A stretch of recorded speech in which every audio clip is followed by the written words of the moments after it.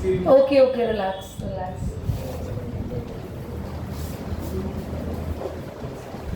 Study के लिए नहीं बनाया, मतलब वो ना एंटरटेनमेंट के लिए। मैं भी ऐड हो जाती हूँ उस ग्रुप में।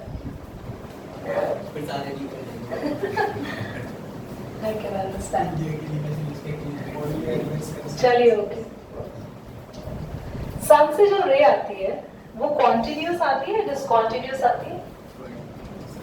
सन रे, सनलाइट डिसकॉन्टिन्यूस ही आएगी, कॉन्टिन्यूस तो नहीं आएगी।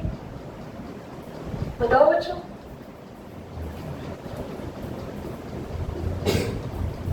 सन से जो रे आ रही है वो डिसकॉन्टिन्यूस ही आएगी, ऐसे ब्रेक होते होते कॉन्टिन्यूस तो नहीं आएगी ना, ठीक है? कॉन्टिन्यूस आएगी नहीं, दिस इज डिसकॉन्टिन्यूस। पहले ऐसा माना जाता था सन रे या कोई भी रे हमेशा कॉन्टिन्यूस ट्रैवल करती है, मतलब वो एक बीम की तरह ट्रैवल करती है। पर मैक्स प्लैंक ने पूरी थ्योरी को रॉन्ग प्रूव किया। मैक्स प्लैंक ने ये बताया कि जो सन रे है या जो दुनिया की कोई भी इलेक्ट्रोमैग्नेटिक रेडिएशन है, दैट इज ऑलवेज डिसकॉन्टिन्यूअस। और ये जो आपको पार्ट्स दिख रहे हैं ना, these are the packets of energy, और इनको बोलते हैं क्वांटा। समझ में आया? तो मैक्स प्लैंक की थ्योरी किस पर बेस्ड थी? एनर्जी पर बेस्ड थी, वेव पर बेस्ड थी। और मैक्स प्लैंक ने क्या बोला कि जो भी वेव ट्रैवल करती है, जो भी इलेक्ट्रोमैग्नेटिक रेडिएशन ट्रैवल करती है, that radiation is not continuous. In fact, there are lot of packets of energy is being traveled in the ray, which being going to fall you infinitely when you are standing in front of sunlight, when you are standing in the sunlight. Now, what is the energy of these packets? So Max Planck also gave a hint that each quanta, each packets of energy, each packets of quanta having some energy, which energy is directly proportional to the frequency. That how frequent the light is, how much the frequency of the light is having, how much the energy is being the light is carrying at its own. So what does it mean? The energy of the quanta, the energy of the packets is being depend on the frequency of the light. And once you remove this proportionality constant and having the equal to there, so this should be E h nu. This is the energy of one quanta. What is h? What is h? Energy of one quanta. Now what is h? Planck's constant, having value 6.636 into 10 raised to power minus 34 joule. Also energy of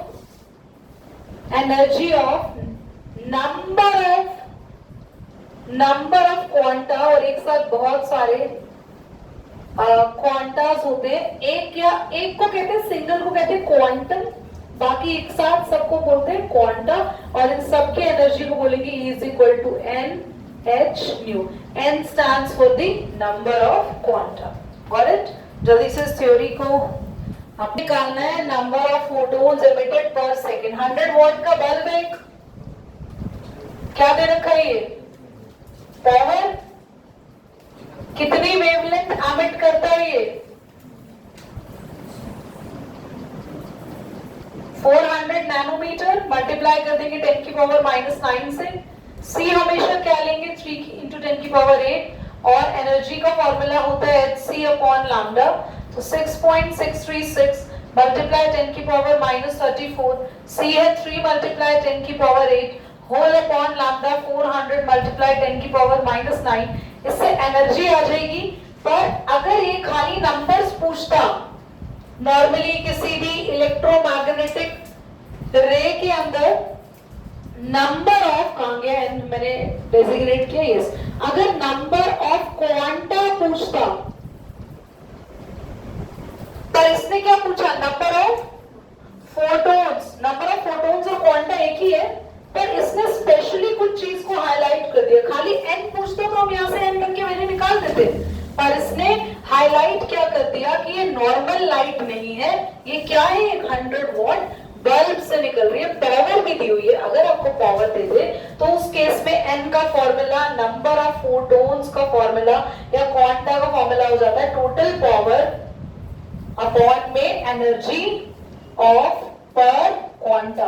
एक quanta या एक photon की energy, एक photon की energy कहां से निकालोगे, यहां से, और किससे डिवाइड कर दोगे, you get the number of photons, total number of photons. अगर ये पावर नहीं दी होती तो सिंपली हम यहां से n की वैल्यू को कैलकुलेट कर लेते, but the question has given the power, so you need to divide from that power also. Is that clear? समझ आ गया? क्या खुद से इसको सॉल्व कर लेंगे? कर लीजिए, कोई बहुत डिफिकल्ट टास्क नहीं है। 6.6 को आप अगर इसको अप्रॉक्सीमेट लिखना चाहते, you can write down what, मैं एक काम करती हूँ, इसको हटा देती हूँ बच्चों, 7 लिख दे 6.6 को।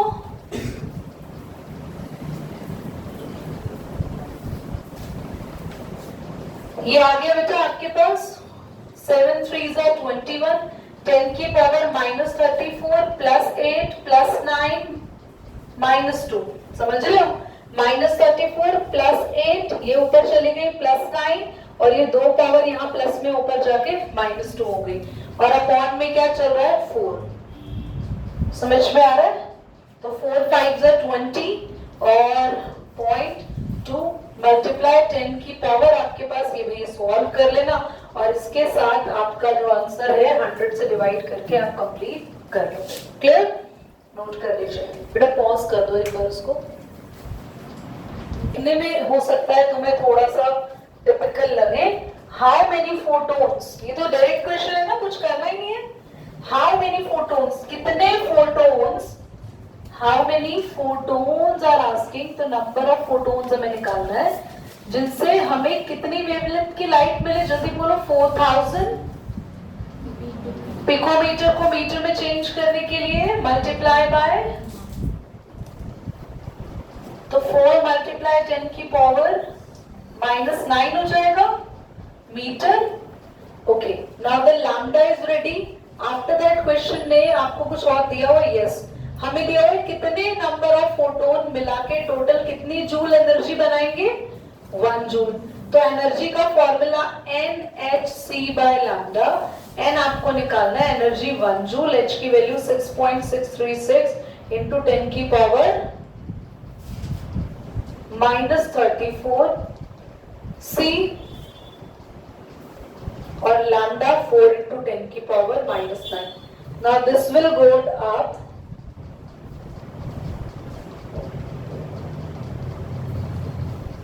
can you solve by just taking and rounding off this value by 7? Can you solve?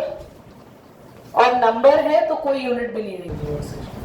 भाई एक बात सुनो, आप इसको क्या लिख सकते हो, 4, देखो इधर 6.6 को आप 6.6 ले लो, इसको 6.636 को मल्टीप्लाई 3, 10 की पावर है -9 प्लस 34 और माइनस का 8, ठीक है। तो आपके पास ये पॉइंट हट के भी ऊपर एक ऐड ऑन हो जाएगा, तो अभी हम लेंगे 4, 6 3 18 और 198, 2 में 10 की पावर -9 और -8 कितना, माइनस का प्लस का 35, समझ में आ रहा है? 35 कैसे हुआ है, पॉइंट हटा तो ऊपर एक 1 गया ना, 35 हो गया। तो आपके पास आया, अभी इसको सॉल्व करते हैं, रुक जाओ। 35 में से 17 गया बेटा, 15 में से 7 गया 8 एंड 3 18, मैं 2 0 यहाँ ले लेती हूँ, ये 400 बना देती हूँ, तो मेरे पास ये 2 पे जाएगा, क्या बेटा, बहुत बढ़िया। ये कितना आ रहा है, 396 है ना, 2.2 समथिंग,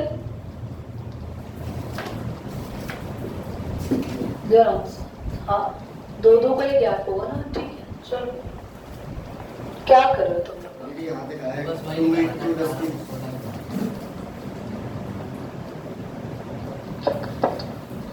तो ठीक है 99 से डिवाइड करो, देन ऑल्सो करेक्ट।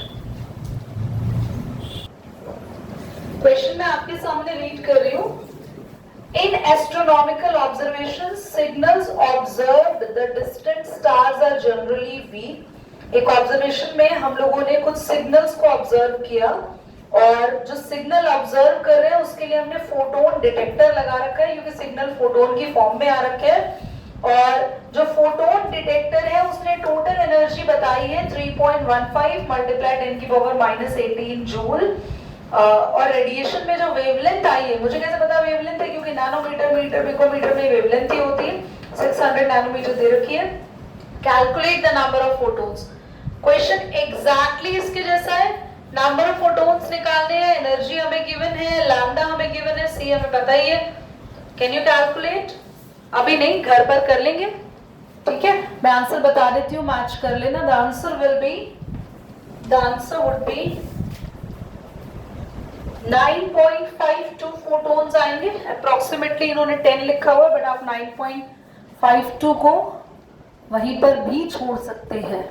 हम न्यूट्रॉन नहीं पढ़ रहे थे, हमने रदरफोर्ड की ड्रॉबैक की थी। रदरफोर्ड ड्रॉबैक के बाद मैंने आपको बताया था कि बोहर मॉडल को पढ़ने से पहले कौन कौन सी और जो डिस्कवरीज हुई थी जिन्होंने बोहर मॉडल को बिल्डअप करने में हेल्प किया, जिसमें हमने वेव नेचर पढ़ा, पार्टिकल नेचर में ब्लैक बॉडी रेडिएशन पढ़ा, पार्टिकल नेचर में ये प्लैंक्स अंकल आ गए और पार्टिकल नेचर में ही हम अगला जो अभी टॉपिक है वो पढ़ने वाले हैं। इसके बाद एक टॉपिक और आएगा जिसका नाम है एटॉमिक स्पेक्ट्रा, और इन सब की मदद मिलने के बाद बना बोहर्स मॉडल ऑफ एटम।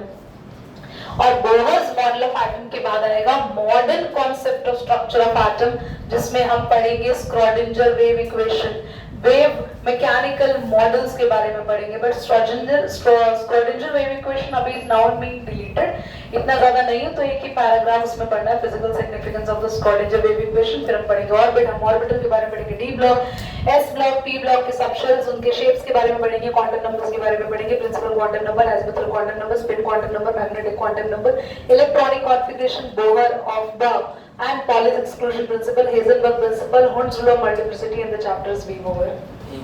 इस चैप्टर में हाँ जी, बस यही है। सबसे बड़ा होगा नहीं, सबसे बड़ा चैप्टर इक्विलिब्रियम, क्योंकि जिसके एक्सरसाइज क्वेश्चंस है अराउंड 80, बताया था ना 78। ये तो कुछ भी नहीं है, ये तो छोटा चैप्टर है। प्लीज केमिस्ट्री को हल्के में मत लेना। लोगों के लिए सबसे हल्का सब्जेक्ट यही होता है केमिस्ट्री में। लगता है ये तो ऐसी रहेगी, चलते फिरते घूमते इलेक्ट्रॉन बनके, है ना। और तुम नोटिस करो फिजिक्स से ज्यादा डिफिकल्ट कैलकुलेशंस केमिस्ट्री में आ रही है। फिजिक्स में न्यूमेरिकल्स तो अभी तुम लोगों ने इतने खास पढ़े या डेरिवेशंस ही पढ़ रहे हो? तो ऐसे ये जो इतनी पावर आ रही है, ये सब क्योंकि ये केमिस्ट्री है, इसको लोग हल्के में लेते हैं। एक काम करो, तुम दोनों साथ ही बैठ जाओ, आदान प्रदान थोड़े थॉट्स का नियर से ज्यादा हो जाएगा। पता नहीं कैसे कैसे इशारे कर रहे हो उसको। ये एक मेटल प्लेट है, थोड़ा सा फोटो इलेक्ट्रिक इफेक्ट याद आया क्या था? फोटो इलेक्ट्रिक इफेक्ट आ रहे। मेरा ना एक बार मन कर रहा है तुम सब पिट जाओ, फिर तुम बढ़िया पढ़ने लग जाओगे। फोटो इलेक्ट्रिक इफेक्ट क्या था? वेरी गुड बेटा, आप उस लिस्ट में नहीं आएंगे। पहला नाम हम अल्फाबेटिकल ऑर्डर से स्टार्ट करेंगे पीना। गुड, उससे पहले आप हैं डिक्शनरी के ऑर्डर में। अल्फाबेटिकल ऑर्डर से स्टार्ट करेंगे बट रिवर्स अल्फाबेटिकल ऑर्डर। तो यश खुश हो गया। ये क्या है? ये क्या है? फोटो, यानी कि लाइट जो अपना इफेक्ट दिखा रही है। हमने अभी जो पढ़ा उसको प्लैंक्स की नजर से देखे तो प्लैंक्स कहता है कि लाइट में जो एनर्जी होती है वो कितनी होती है? h न्यू, है ना। और प्लैंक्स की नजर में इस फोटो के इलेक्ट्रिक इफेक्ट का एक पूरा एक्सप्रेशन देके ध्यान से देखना। टोटल एनर्जी जितनी आप यहाँ पर एक मेटल शीट को देते हो वो इक्वल होती है binding energy of electron plus kinetic energy of electron. दीदी हमें समझ नहीं आ रहा है कुछ भी, समझो। जितनी एनर्जी आप देते हो उसमें से कुछ एनर्जी यूज हो जाती है इलेक्ट्रॉन को बाहर निकालने में। इलेक्ट्रॉन को बाहर निकालने वाली एनर्जी कहलाती है बाइंडिंग एनर्जी। और इलेक्ट्रॉन बाहर निकल गए तो उसके बाद वाली बची हुई एनर्जी इलेक्ट्रॉन यूज कर लेता है अपने आप को मूव करने के लिए, जिसको बोलते हैं काइनेटिक एनर्जी। अब टोटल एनर्जी होता है h न्यू। क्योंकि आप सब बच्चों को पता है इलेक्ट्रॉन को कम से कम बाहर निकालने के लिए जो मिनिमम फ्रीक्वेंसी चाहिए होती है, जो हम लोगों ने पढ़ा था इस पूरे कॉन्सेप्ट में, the minimum frequency required to remove the electron from the metal, that is the threshold frequency nu naught. याद आया? तो इसीलिए जो एनर्जी हमें यूज होती है वो है h न्यू नॉट। ये हमेशा कम होगी इससे। दीदी क्यों? क्योंकि ये इसी का ही, बोलो, ये एनर्जी इसी का ही पार्ट है। बेटा कहाँ खोए हुए हो तुम?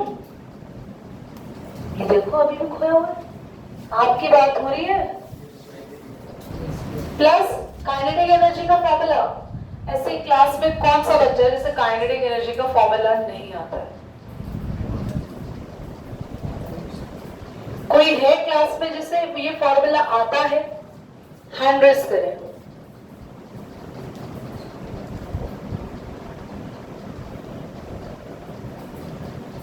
Talha, the formula is half mv। क्या ये एक्सप्रेशन समझ में आ गया? इसको नोट करें, उस डायग्राम को बनाएं। एक मिनट, इसकी स्पेस छोड़िए, इसका एक क्वेश्चन दे रही हूं मैं। अच्छा देखो, कोई बात नहीं, अगर आंसर नहीं आया तो क्वेश्चन समझो। फोटोन स्ट्राइक का वेवलेंथ, फोटोन की वेवलेंथ कितनी दे रखी है? 4 मल्टीप्लाई 10 की पावर -7। तो चेंज तो करना नहीं है, मीटर में दे रखा है।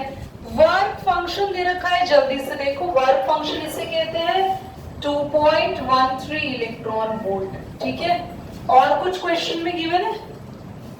ईवी की वैल्यू। हाँ, कैलकुलेट द एनर्जी, हमें ये एनर्जी कैलकुलेट करनी है और बस काइनेटिक एनर्जी भी निकालनी है, एमिशन यानी पूरा कैलकुलेट करना होगा, हाफ mv²। अच्छा ध्यान से देखो सब बच्चे, काइनेटिक एनर्जी निकालना बहुत आसान है। सबसे पहले एक काम करते हैं, मेन एनर्जी निकाल दें hc/λ करके। h क्या है पता है सबको? c क्या है 3 और लैम्डा कितना है 4 मल्टीप्लाई 10 की पावर क्या e आ जाएगा। और वो कौन सी एनर्जी आएगी? Total energy. पर वो टोटल एनर्जी आएगी जूल में। आपको लास्ट में मैंने एक वैल्यू लिखवाई है, if you will check, yes 1 electron volt is equal to 1.6020। इसको अंडरलाइन करो, ये यहाँ पे दी है, ये एक एनसीईआरटी का क्वेश्चन है, पर ये आपको हो सकता है एग्जाम में ना दी जाए। ये वैल्यू याद कर लो। आप जो एनर्जी निकालेंगे वो किस में आएगी, जल्दी बोलो? जूल में। तो जूल से किस में कन्वर्ट करना पड़ेगा इसे? ईवी में। 1 जूल या 1 इलेक्ट्रॉन वोल्ट लिखवाया था। 1 EV is equal to 1.6020 into 10 की पावर। तो अगर 1 जूल की वैल्यू निकालनी है तो ये चीज आके क्या हो जाएगी? डिवाइड। तो मेरे को यहाँ पे जूल में दे रखी एनर्जी, मुझे इसे कन्वर्ट करना होगा अगर ईवी में कन्वर्ट क्यों कर रहे हो दीदी? क्योंकि ये किस में दिया हुआ है और ये भी किस में आएगा? माइनस कर दोगे, समझ में आया? और काइनेटिक एनर्जी आते ही आप लोग क्या कैलकुलेट कर सकते हो? वेलोसिटी पर वेलोसिटी कैलकुलेट करना सिखाओगे नेक्स्ट क्लास में। क्या? हाँ, यही चीज की तो बात थी। यहाँ पर बात हो रही है इलेक्ट्रॉन की। ईवी यानी इलेक्ट्रॉन वोल्ट। वही तो कह रही हूँ, इलेक्ट्रॉन का मास लेंगे हम। ठीक है, क्या आप सभी बच्चे फर्स्ट 2 पार्ट्स कर सकते हैं घर पे? पक्का? वेलोसिटी नहीं निकालेंगे, मैं बता दूं। वैसे वेलोसिटी भी आसान है, काइनेटिक एनर्जी आ जाएगी अगर यहाँ से, तो उसका फॉर्मूला हाफ mv² करके, तो m की वैल्यू क्या होगी? मास ऑफ इलेक्ट्रॉन, v भी निकालेंगे। तो मैं नेक्स्ट क्लास में बताऊंगी। ठीक है, चलो एंड करेंगे इसको। हाँ एनर्जी तो दे रखी है। नहीं दे रखी बेटा, आपको एनर्जी नहीं दे रखी, आपको वर्क फंक्शन दिया है। नहीं ये जूल ले रखी है, फिर ईवी से मल्टीप्लाई करके तो निकल जाएगी। आपने एनर्जी निकालनी पड़ेगी hc अपॉन लैम्डा का फॉर्मूला लगा के, hc अपॉन लैम्डा का फॉर्मूला लगा के। देखो सबसे पहले लैम्डा दिया है क्वेश्चन की शुरुआत में, वो जो एनर्जी निकालोगे वो कौन सी आएगी, टोटल। टोटल को इससे डिवाइड कर दोगे तो एनर्जी किसमें हो जाएगी, ईवी, और इस टोटल एनर्जी में से h न्यू नॉट माइनस करोगे तो क्या निकल कर आएगी, काइनेटिक एनर्जी। और फिर मैं वही बोल रही हूँ, मैं शॉर्ट में नहीं बता रही हूँ वरना कंफ्यूजन रहेगा, दो पार्ट सॉल्व कराना। एक तो टोटल एनर्जी निकाल लेना, उसको किससे डिवाइड करना है, ईवी वाली वैल्यू से, ईवी में हो जाएगा, और टोटल एनर्जी में से ये माइनस करके प्लीज ये कैलकुलेट करके, ठीक है। चलो बाय बाय।